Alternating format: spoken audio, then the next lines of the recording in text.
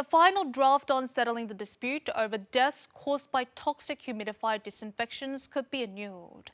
Some corporations, including Oxy, are refusing to attend arbitration committee meetings over unfair liability claims. The arbitration committee offered to lower Oxy's liabilities, but the company has turned it down.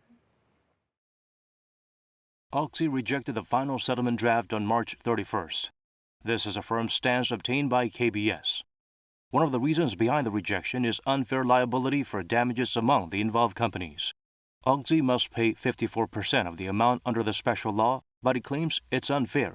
Oxy says the liability of material suppliers must also be taken into consideration. On April 19th, the head of the arbitration committee met personally with the chief of Oxy Korea. The arbitration committee offered to reduce Oxy's liability by 11 percentage points to 43%, which translates to as much as 100 billion won. The committee wanted to make up for the curtailed amount using contingency reserves. The goal was to address opposition from other involved companies without cutting the amount of compensation.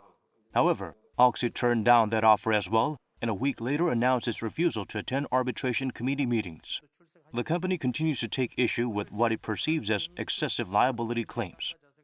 전면적인 재검토 의사가 있으시다고 하면 저희 회사는 조정이 연장에 대해서 반대하지 않습니다.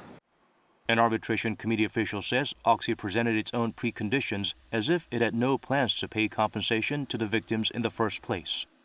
피해를 가장 많이 입히고 가장 물건을 많이 팔았던 사람들이 문제 해결을 안 하려고 하는 의도가 뭘까? 결국은 의지가 없는 것하고 똑같은 거잖아요.